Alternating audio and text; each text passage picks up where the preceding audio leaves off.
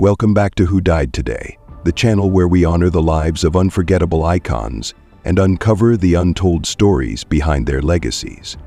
In today's episode, we bring you the heartbreaking story of a reality TV star who spent his life chasing love and battling silent struggles, and the shocking tragedy that rocked a royal family. These are stories of resilience, controversy, and unimaginable loss that will leave you stunned. Don't miss a single detail. Like this video and subscribe for more exclusive tributes and jaw-dropping revelations. Let's dive in. David Murphey, a life of love, challenges, and resilience. David Murphey, a man whose journey took him across the world in search of love and whose life was a story of determination, resilience, and vulnerability.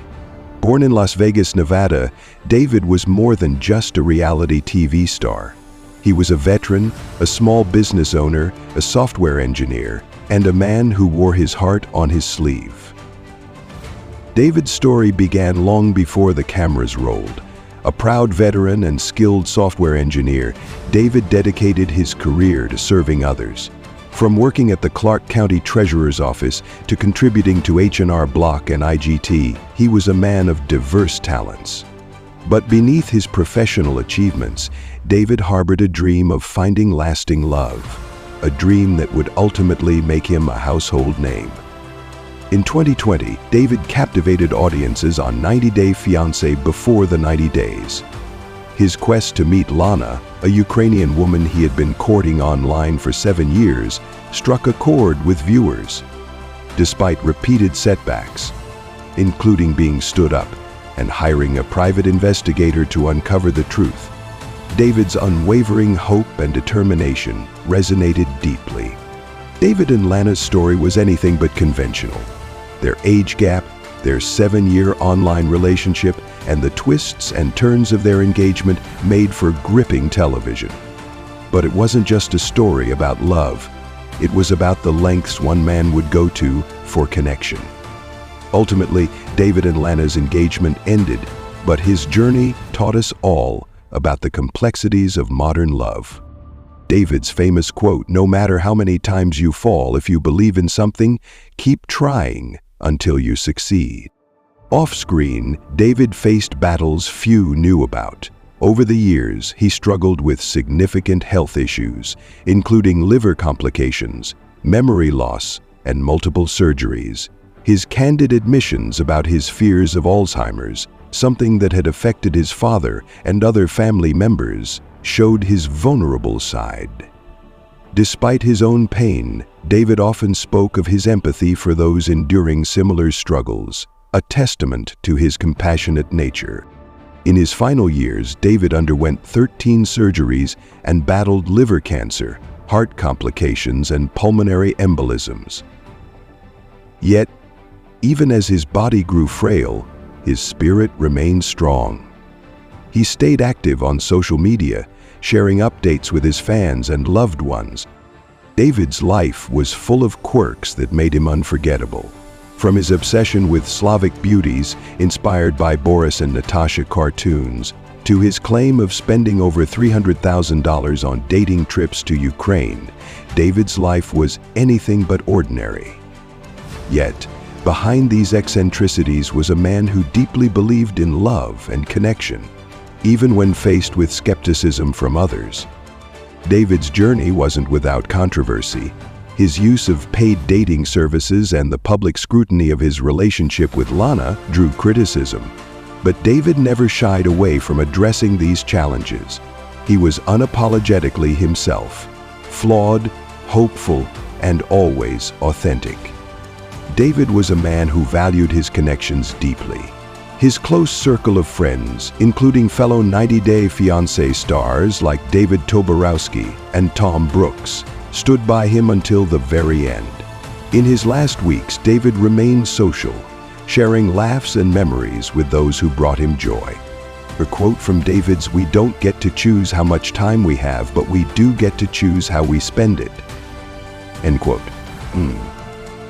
David spent his final days surrounded by love, even as he faced declining health. His family confirmed that he passed away peacefully at home on December 11, 2024. The cause of death was revealed to be heart complications, compounded by his years-long battle with illness. David Murphey's legacy is one of hope, resilience, and an unrelenting belief in love. He taught us that life is messy, love is complicated, and the pursuit of happiness is always worth it. As we reflect on his life, we invite you to share. What lessons from David's journey resonate most with you? The legacy of Franco Harris, a life beyond the field. Franco Harris, a name that echoes in the halls of football history, a symbol of excellence on the field and a beacon of kindness off it. Born on March 7, 1950, in Fort Dix, New Jersey, Franco's story is not just one of a football legend, but a tale of resilience, family, and a relentless pursuit of making a difference. Raised in a home built on the values of discipline and love, Franco's journey began as the son of a World War II veteran and an Italian immigrant mother. His parents, Cad and Gina, instilled in him a sense of purpose that transcended the football field. Franco graduated from Rancocas Valley Regional High School and went on to shine at Penn State University. Though initially a blocker for the team's star running back, Franco soon found his rhythm, amassing over 2,000 rushing yards during his college career and showcasing a quiet determination that would later define his legacy. Drafted by the Pittsburgh Steelers in 1972, Franco quickly became a household name. His first season was nothing short of spectacular, earning him the NFL Offensive Rookie of the Year award. But it was during a cold December playoff game that history was made. With 22 seconds left on the clock, Franco caught a deflected pass just before it touched the ground, a play immortalized as the Immaculate Reception. It wasn't just a touchdown, it was a moment that gave hope to Pittsburgh and cemented Franco as a legend. Franco's impact wasn't limited to the gridiron. His humility and dedication to giving back made him a hero to Pittsburgh's Italian-American community, who lovingly formed Franco's Italian Army. But behind the cheers and accolades, Franco's life was filled with quieter, profound moments. Few know about his partnership with Lydell Mitchell to create Super Bakery, a company focused on nutritious food for school children, or his rescue of Park Sausage Company, an effort to preserve a piece of African-American business history from precisely $1,132, constituted a demonstration of his token skill. And then there was his unwavering loyalty to his alma mater. Franco supported Penn State even during its darkest days, standing by his coach Joe Paterno while acknowledging the complexities of the controversy surrounding the university. This contrast surprised him and left him feeling deeply moved. In 1984, Franco faced one of the toughest moments of his career. After asking the Steelers for a pay raise, the team released him, a decision that shocked fans. His brief time with the Seattle Seahawks was a bittersweet chapter, marking the end of an illustrious career that fell just 192 yards short of breaking Jim Brown's rushing record. Yet, even in these challenging times, Franco's grace and humility remained intact. But there were quirks that made Franco's life truly unique.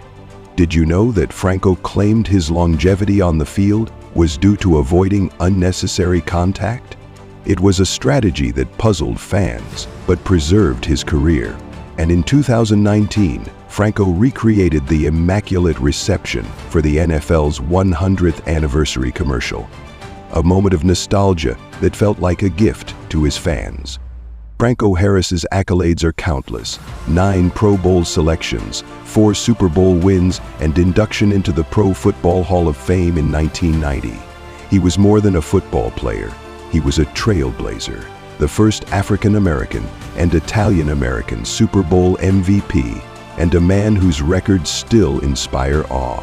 In 2022, just days before his passing, the Steelers honored him by retiring his iconic number 32. Off the field, Franco was a devoted husband and father. His son Doak described him as a man who lived by example, teaching kindness and humility. Franco's sudden passing on December 20, 2022, just 3 days before the 50th anniversary of the Immaculate Reception, left the world in shock. Tributes poured in from teammates, fans, and even Presidents Joe Biden and Barack Obama, each reflecting on the man who gave so much both on and off the field. Franco Harris was more than a legend. He was a symbol of perseverance, generosity, and unyielding hope. As we honor his legacy, we ask you, what does Franco's story mean to you?